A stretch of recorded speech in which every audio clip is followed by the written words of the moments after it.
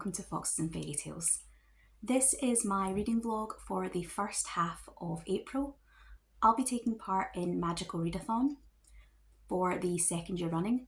My character is going into her first year as a tome binder, which was a new calling that was created this year, and she'll be going into her second year for her elective courses, which are Story Weaver and Thread Mage. As well as doing Magical Readathon for my reading, I will also be taking part in Old School April for my TV and film choices this month. So for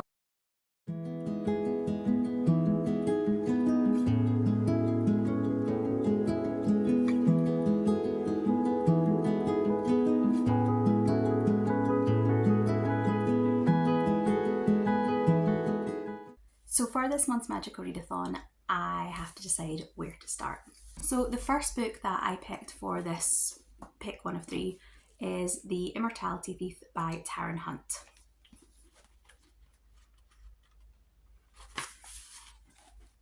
So chapter 1 starts with the nothing place between leaving and arriving during faster than light travel isn't really hell. So there's not much there, but it does give me a really solid sense of it's a space type sci-fi book, which is what I expect from the cover and from what I know about it. It's not something that immediately appeals to me because space set sci-fi isn't my biggest genre, but it might be one that I would give a go. The second book that I grabbed from the library was from the new releases shelf, and it is Victorian Psycho by Feito. This one is quite small and seems to be some kind of historical gothic.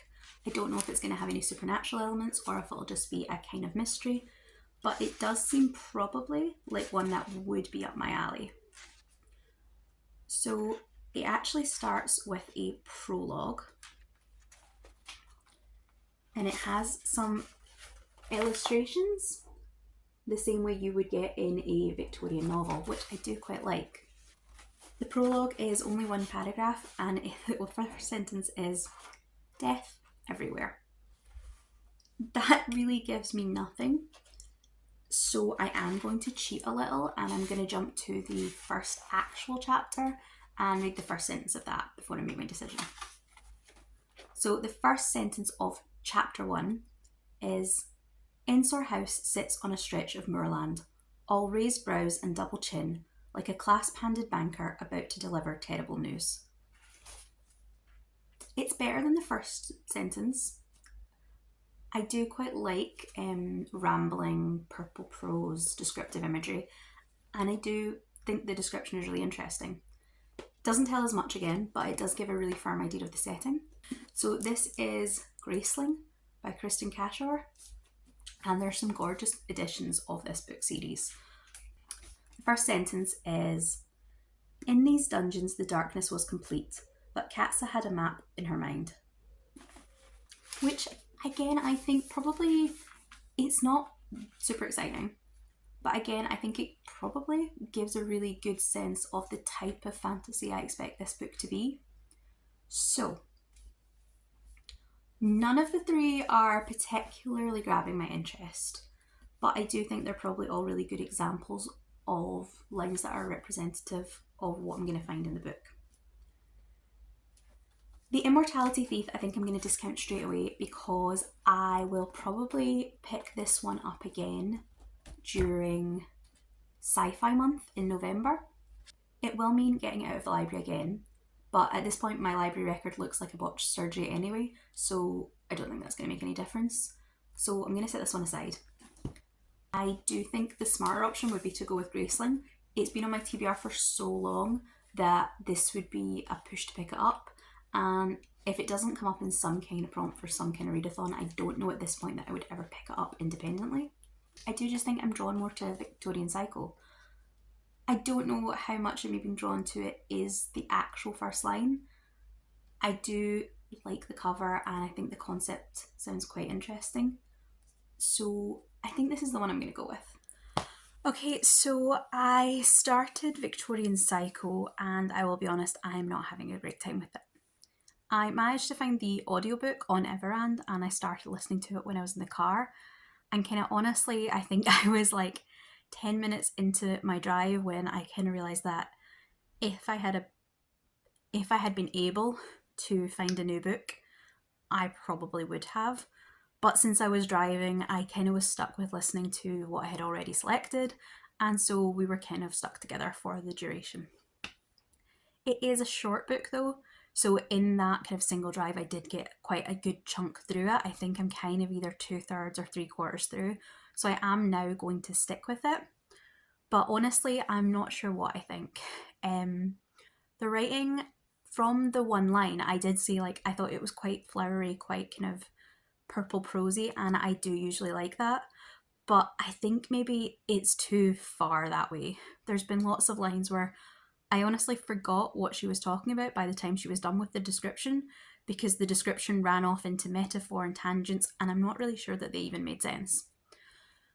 There's also a kind of, I'm not sure, something about the tone just kind of feels slightly off to me. I think it might be the concept of it. Fred, who is our protagonist, has a very detached way of narrating the story. She kind of gives two reasons why she might be the way she is. One is that she is incapable of feeling fear, like physically incapable of understanding fear. And the other is that she was dosed with laudanum as a young child. For whatever reason, she has ended up very, American Psycho-esque. She's very detached. She looks down on other people and kind of their humanity. And she's kind of weaseled her way into this kind of family home as a governess to find out more about the father, shall we say. She clearly disdains every single member of the household, which is fine because they do seem like quite disdainful people. But it does make it really hard to connect to the story because you can't really root for Fred because she is a blank slate. There's nothing, she has so little personality that it's really hard to relate to her. And then because she's doing what she's doing, which is kind of like taking out half the household, and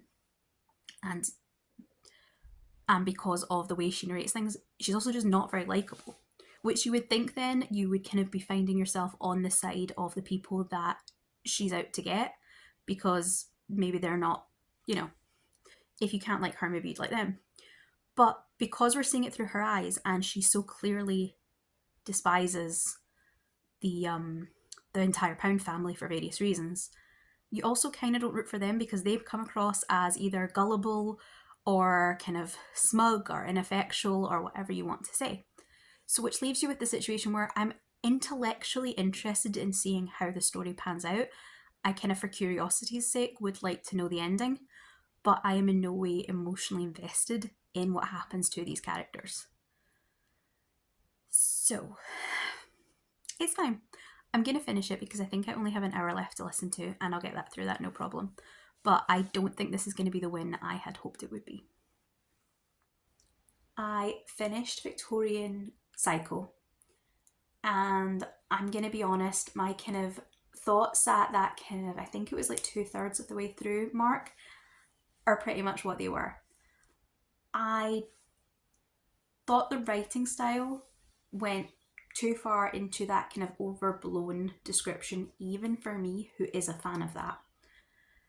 And there were times when the description sort of wandered off and got itself lost in the weeds. There were also, I kind of thought, some moments where, I don't know, the tone just felt a bit like overly, look what I can do. In the sense of, one particular stood out to me where the protagonist, Fred, the protagonist, she's stabbing someone, and she talks about how, she repeatedly thrusts in the knife and it's kind of bouncing off the victim's ribs, and she says something about poking at a rib cage with the knife the same way a penis would poke at a hymen, and it had this very like, ooh, matron, you said a bad word kind of vibe to it that I just thought was a bit kind of ugh.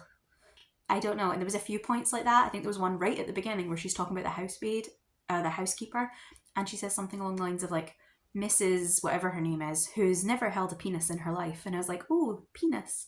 So I just, the tone I didn't vibe with. Also, the finale is it very much does go down that kind of American Psycho that it's playing tribute to. It has a kind of carnage type of scene, which reminded me a lot of the movie Ready or Not, which I adore.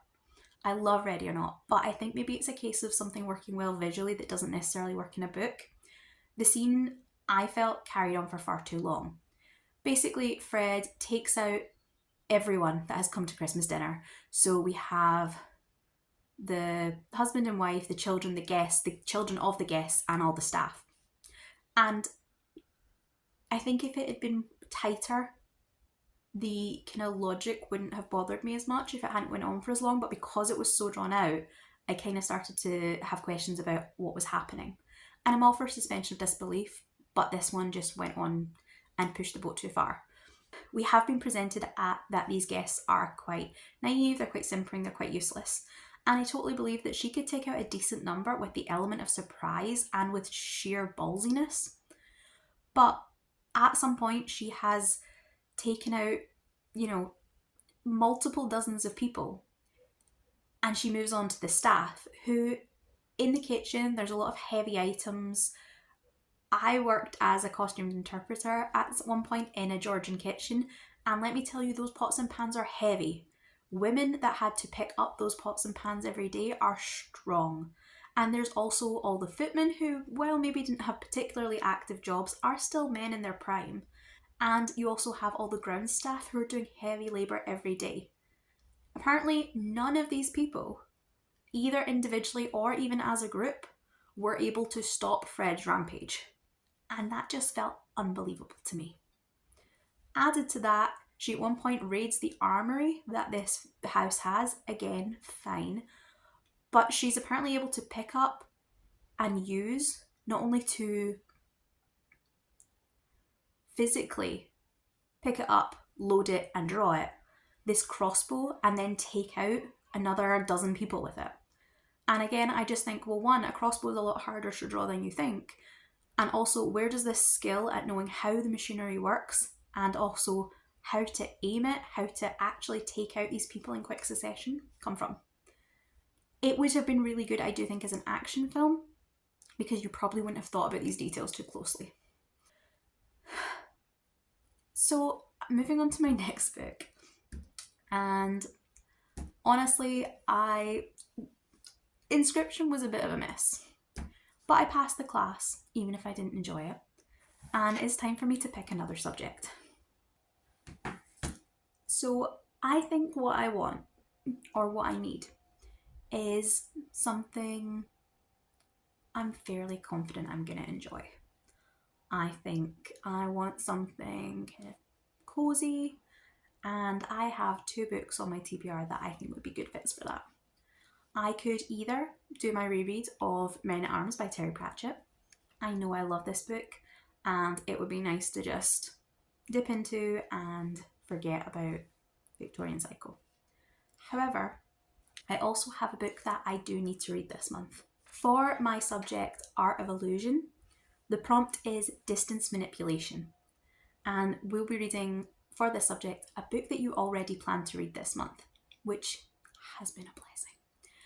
I am going to pick up By Book or By Crook by Ava Gates. This is the first book in a Lighthouse Library mystery series, and it is the April group pick for Angela Hart's Cozy Mystery Book Club. I don't take part in the Cozy Mystery Book Club every month. I tend to join in when the mystery seems particularly interesting or when it's an author I've been interested in trying anyway. This is one that I had picked up because it has a Jane Austen connection, and I think it's going to be a really good time. It looks, the bright blue sky, the lighthouse, it all looks very summery, and the weather here has just picked up into false spring. So we're going to probably have a couple of weeks of really nice sunshine. It's going to be garden weather, it's going to be walking weather, and then we will have 3 weeks of absolutely torrential rain where trench foot is a genuine and real concern. So in this nice sunny window, I would like to get into that spring vibe before the rain hits. And this one I think might be a good choice. So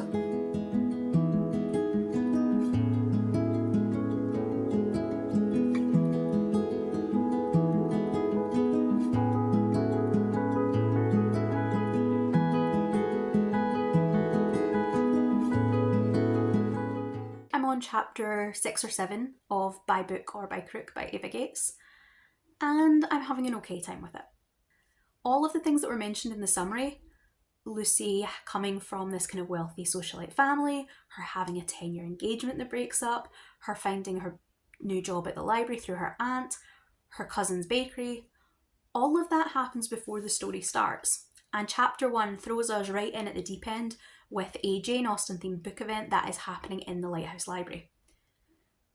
This is fine, but I did kind of feel like I missed the setup, or getting that kind of the usual thing you get in a cozy where you come in when the character's down on their luck and you get to see them kind of go through the horrors a little bit before things pick up. It also meant that I was a little bit thrown because I kind of felt like I'd missed a book. Once you get to chapter 5 though, chapter 5 is that entire backstory, which I wasn't a huge fan of because it was very telling and it was kind of very passive. It was just Lucy kind of telling you her past 10 years of her life, and I didn't find it particularly engaging. However, one thing I am really enjoying though is the setting, and this lighthouse in particular.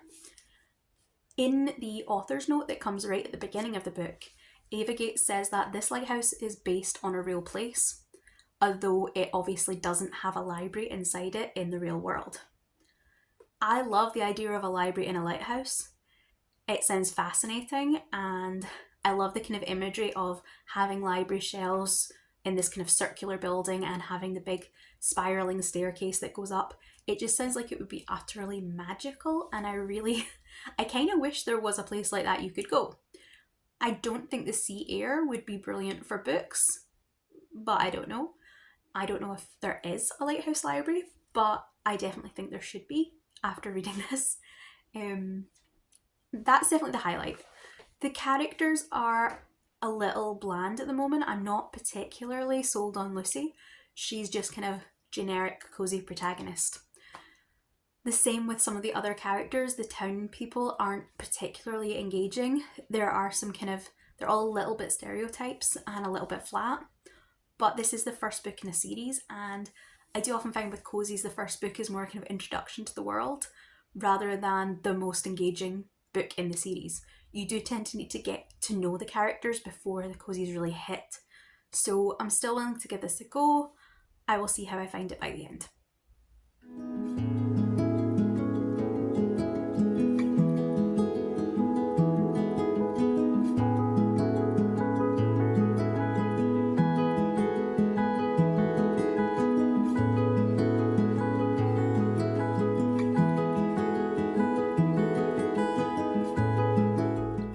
We have just got to the stage where a second book has been stolen from the library's Jane Austen collection, which is on loan, and now things are really starting to amp up. We have got various busybodies involved, we have the police trying to find out what's happening, and I think that our protagonist is becoming more and more of a suspect.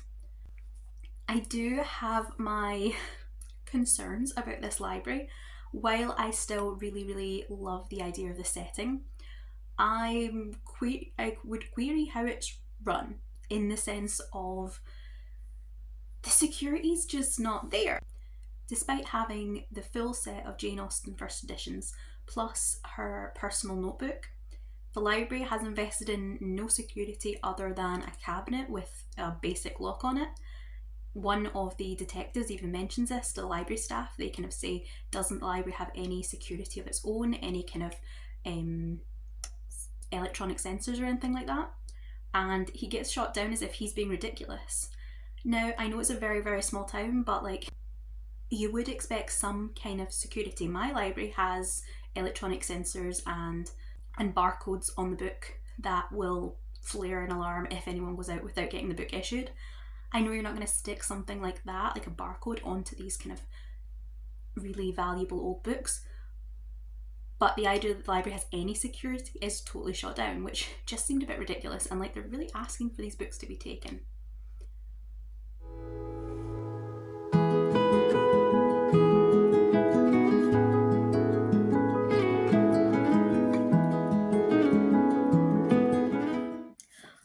So I have got to the end of By Hook or By Crook, and I did enjoy it. I thought it might end up being quite a generic cosy, but I did have a good time with it. I would be interested if the kind of literary aspect continued throughout. I had apparently missed that Jane Austen is like right on the cover here, so I was kind of surprised by how many nods to Austen were in it in really cute little ways. Like there's a kind of busybody gossip matronly lady who has 5 daughters, and she very clearly favours the older 2, who she thinks are much more intelligent than the younger 3. And she kind of worries about their prospects, so that kind of thing was quite a nice little kind of nods, but in a modern way. I don't know much about the series as it continues, but I think it would be really interesting if each book focused on kind of having a different, maybe kind of classic author as the focus. Like you could have the sequel be kind of Charles Dickens at Christmas or something. I don't know if that's what the series does, but I kind of enjoyed that aspect of it. I didn't feel that you really got to know the town that well. Most of the activity obviously takes place in the Lighthouse Library, which I did really love the Lighthouse Library as a setting, but I think it would be nice again in future books if we went outside it a little more often and got to see a bit more of the town and the community as a whole. So that was for the Illusion class, which was to read a book that you already planned to read. And the next subject that I am going to take on is spells and incantations. The prompt for this one is to read a book which has a word in the title that was also in the title of the book you were reading at the time the announcement video dropped. So at the time the video dropped, I was reading Bury Your Gaze by Chuck Tingle, and I am now going to pick up Go Luck Yourself by Sara Raasch. Go Luck Yourself is the second in the Royals and Romance series, which as far as I know is a duology. I read the first instalment, The Nightmare Before Christmas, in January, and I had an absolutely brilliant time with it. It's a slightly hard concept to explain, but basically all of the holidays, so Christmas, Easter, Valentine's Day, Mardi Gras, are all kind of embodied by these kind of families, and then each of the family kind of rules the holiday like a business. So the first book followed the Prince of Christmas as he met and got to know the Prince of Halloween. This book follows the kind of the second Prince of Christmas, and I assume it's going to be the prince or some kind of relative of St. Patrick's Day. This is one I'm really, really looking forward to. For some reason, I couldn't seem to get hold of it digitally. I read the last one just on my Kindle and I was going to do the same, but Amazon has decided they hate me, and honestly that's fine because I'm trying to avoid buying as much on Amazon. So I managed to get hold of this version, which has really nice green sprayed edges, and maybe I'll try and get A Nightmare Before Christmas to match it once I finish. The weather here has just kind of like kicked off, and we are having a little kind of mini heat wave before we delve into the deluge of the usual kind of April rain. So this would be a perfect one to kind of enjoy. It is a little bit late for St. Patrick's Day, but it's still kind of spring, and hopefully there should still be a few more days of sunshine before the rain starts, and this would kind of be perfectly fitting to read during this time of year.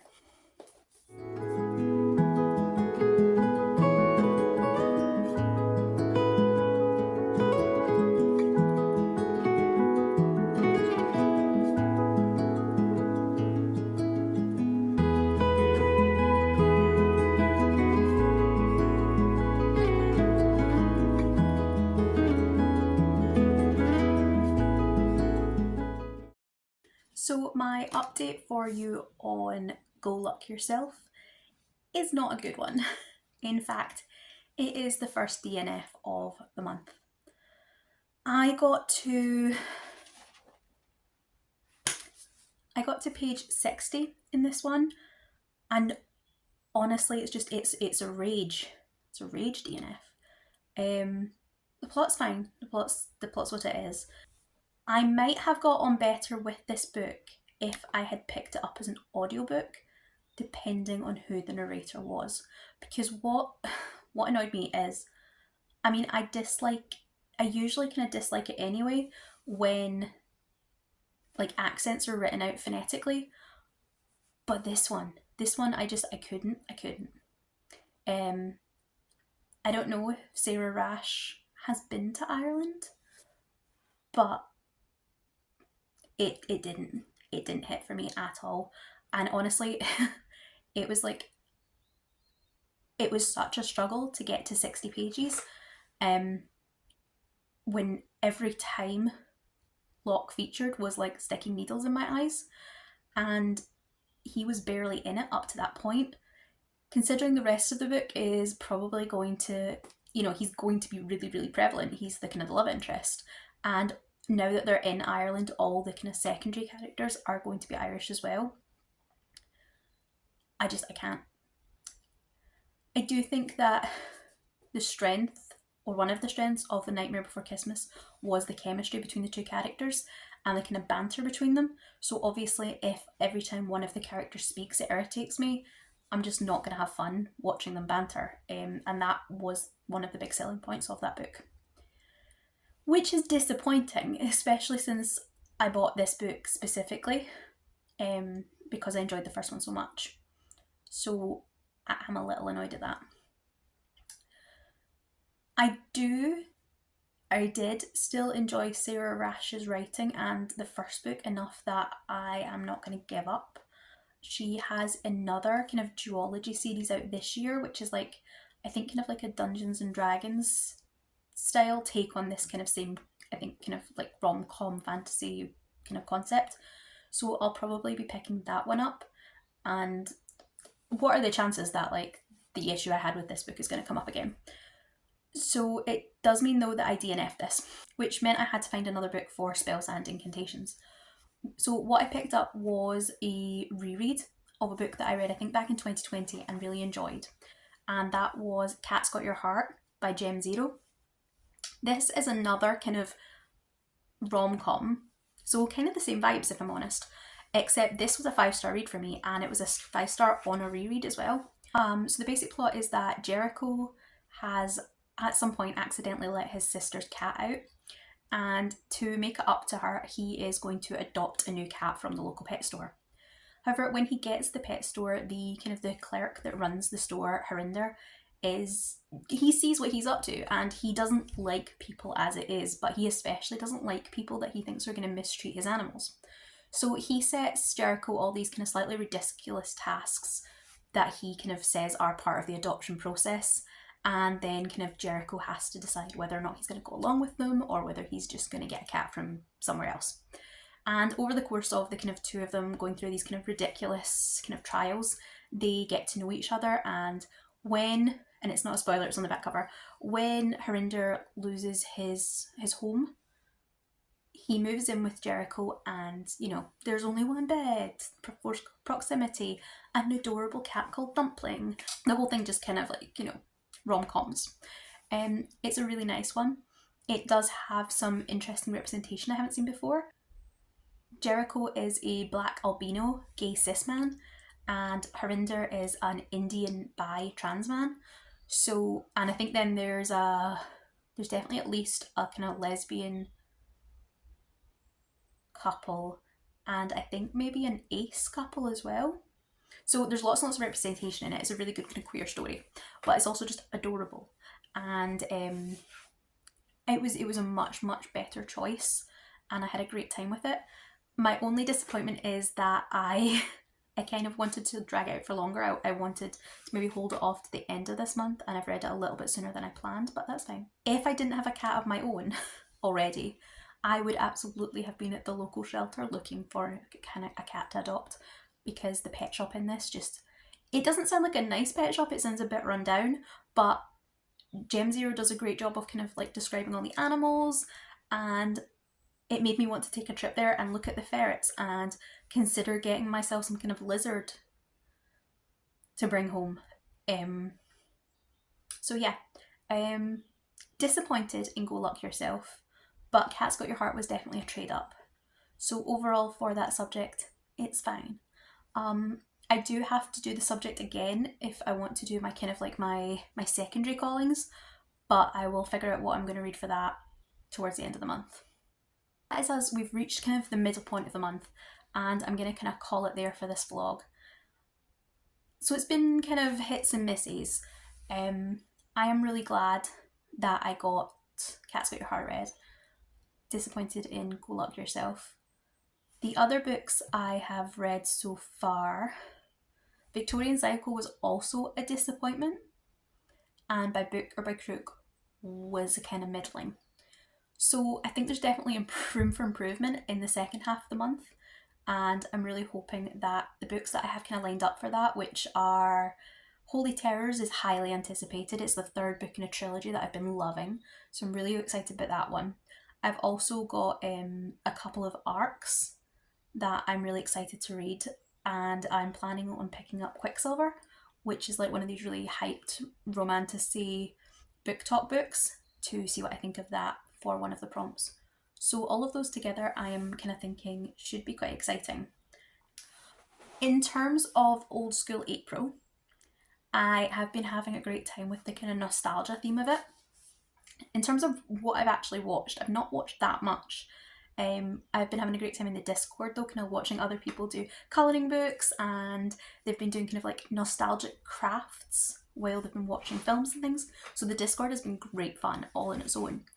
In terms of what I have actually watched though, the shows, or the show that is kind of nostalgic to like me, is that I have been watching a couple, I'm not sure how much, I've watched a fair bit of ER, either I think it's season 6 or season 7. ER was something I loved for a good few years, and I kind of picked an era or a kind of season where it had a lot of the characters I knew and loved in it. So I've not started right at the beginning because that clearly was like before my time, and then towards the end I think I'd went off to uni, I'd kind of lost interest a wee bit. So this kind of like season 6 through 10 I think was kind of the years I remember watching it. So I thought that would be a good place to start. The other things I've watched that are kind of nostalgic to me, I found some compilations on YouTube of various either Looney Tunes or Hanna-Barbera cartoons, and I've kind of been putting them on sometimes around the house if I've been doing housework, because the kind of 15-20 minute kind of increments has worked really well actually as like a kind of Pomodoro sprint method. So I've been watching the Jetsons and Wacky Races and Bugs Bunny, just kind of as and when.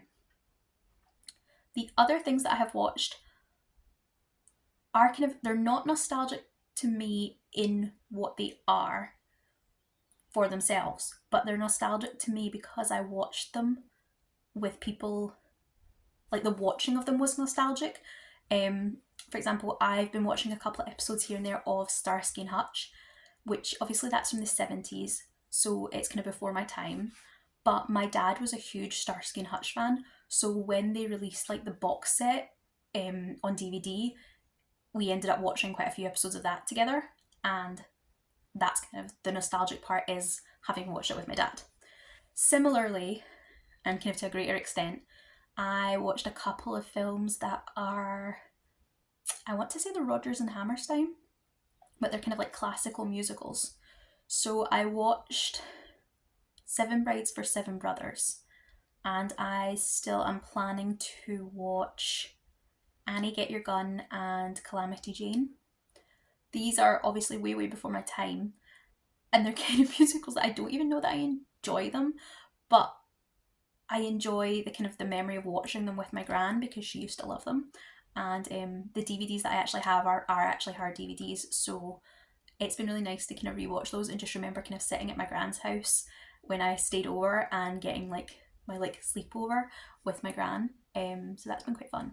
For the rest of Old School April, as I said, I do plan to watch a couple more of those musical movies. I would also really like to get to the 10th Kingdom, which is the kind of, it's a 4-part mini-series about a girl and her dad who go through into this kind of fairy tale world. It's very, very cheesy, but very, very good. I would also like to watch some Scooby-Doo since I'm on Team Scooby. I'm going to go have a look at my local library at the weekend and maybe at the charity shops that are there and see if any of them have like, you know, those kind of like DVD double bill type things of Scooby-Doo, because I couldn't find any for free on any of my streaming services and I'm not really ready to pay for them. I will probably watch more of ER, and I don't know, maybe I might pick up Due South. that was one that, again, it's I think the 90s, and I adored. So I have it on DVD. At least I have the third season on DVD. I'm pretty sure there was a cast change after season 2, and I preferred the kind of the new actor. So I have this third season on DVD, and I might dig those out and watch maybe some of that. So anyway, this has been a really fun vlog to film. I'm having a great time with both my readathon and my kind of watch along event. If you've enjoyed hearing about any of these kind of books and films and TV shows, then let me know in the comments below. If you have any suggestions for any more kind of old school April watches I should maybe try and make a point of getting to, let me know those. I'd love if you would subscribe to the channel, and I will see you in my next video. Goodbye.